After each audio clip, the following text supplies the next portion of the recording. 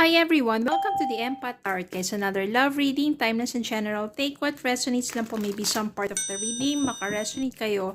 Some part of it hindi. Totally makaresonate na parang kwento ninyo ito or hindi naman kaya dahil iba't ibang mga energies, iba't ibang mga love connections. Pero tignan natin ngayon kung anong mga gabay at aral sa buhay, pag-ibig, and life in general. Tignan po natin. Spirit guys, send me messages, anong love connections ito, lessons in life and guidance na nais yung ipapati sa amin. Mga aral at gabay sa buhay, pag-ibig. Send me more messages sa spirit guide.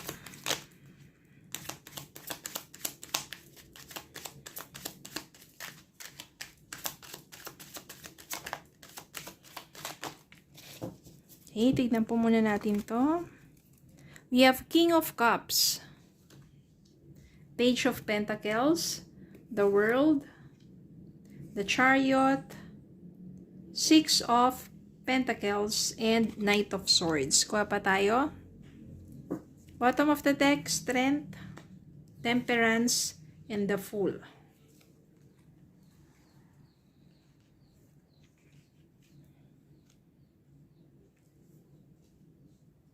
Page of Pentacles. So, maganda to pagdating sa money matters. No? Magkakaroon ka ng mga opportunities dito to grow your money with some investment, business, work, promotion, mga ganong bagay. Kaya maganda yan pagdating sa iyong hinaharap in terms of your financial matters or mga finances mo. Pero magkakaroon ka ng challenges pagdating sa relationship mo. Yung the Chariot dito, ibig sabihin sa relationship ninyo, kayo ng person mo, magiging ano yan, magiging rough road yan. Maraming mga bako-bako, ups and downs. So marami kayong mga mararanasan na pagsubok sa inyong relationship. At isa na doon, kasi dito, pagdating na rin sa money, maaring ikaw yung someone who is giving, generous, ganyan. Pero pagdating sa person mo, magkaiba kayo. Siya naman yung masasabi nating pagdating sa pera ay hindi marunong mag-ipon, magtipid. Kabaliktaran, no? Parang kailangan nyo kasi balansehin sa inyong relationship. Especially kung share kayo sa mga obligations ninyo, kailangan balanse. At kailangan pareho kayo, same page kayo, naka-align kayo. Pagdating sa money, ganun din.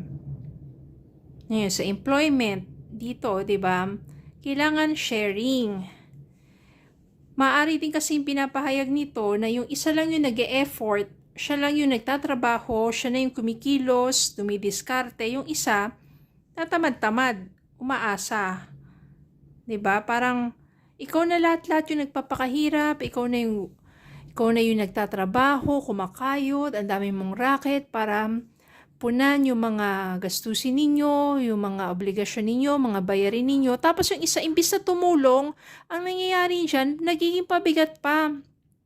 Lalong sumasama yung loob mo kasi wala na nga siya maitulong financially. Ang tamad-tamad pa niya, 'di ba? Nagpapabigat pa, maaring mamaya nagsusugal pa 'di ba?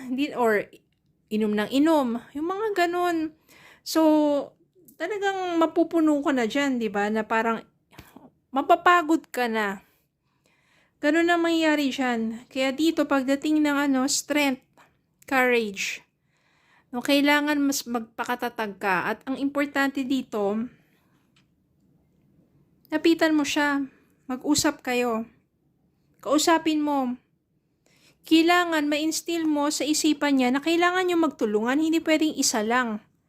Isa lang ang kumikilos. Isa lang yung nagsasakripisyo. Isa lang yung dumidiskarte. At yung isa, imbis na makatulong, nagpapabigat pa. Kausapin mo not in the sense na mafe-feel niya na sobrang nagpapabigat na siya, kundi iparamdam mo sa kanya na napapagod ka rin. Kailangan niya rin tumulong. Ang maganda dito, kapag ginawa mo yan, magiging open ang kanyang kaisipan At mararamdaman niya yung hig na peace, tama ba? Yung ganyan. Yung talagang ano ng kalooban mo, no? Yung mararamdaman niya na pagod ka na, mararamdaman niya na sobrang stress ka na, at mararamdaman niya na mali yung ginagawa niya, na umaasa na lang sa'yo. At mali yung nasa isip niya na kaya mo naman yan eh. Okay na. Ikaw na. Mali yung ganun. Dapat kailangan suporta. So yung the Fool dito, ibig sabihin magkakaroon kayo ng new beginnings. No, parang dito, mag-uumpisa kayo muli, magti-take ka ng risk. Sige, papagpatuloy ko pa tong relasyon na to with you. Pero once na nakausap mo na siya, dapat makita mo yung pagbabago niya. Well, you need to be more patient with this person.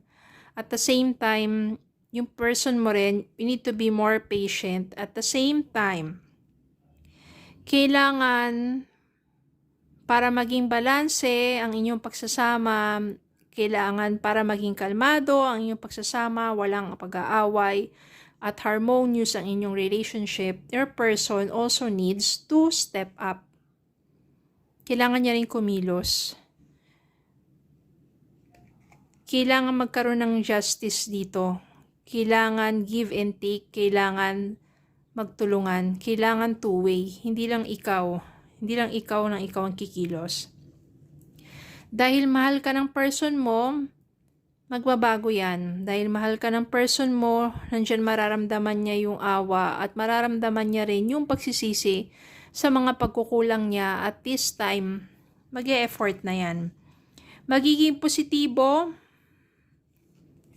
ang takbo ng kanyang kaisipan. Magiging positibo na siya na harapin ang challenges ninyong dalawa as a couple. Magiging honest na siya sa'yo. At the same time, magbabago. Mararamdaman mo yung pagbabago niya. Paunti-unti yan. Magtitake na yan ng effort. Kikilos na yan. Maghahanap ng trabaho. Maghahanap ng mga diskarte. Big changes. Kasi mababago at mag-shift na yung kanyang mentality na okay lang, kaya mo naman eh. Hindi. May isip niya na tama, kailangan yung magtulungan. At kapag yan ang nangyari, you will have fulfillment.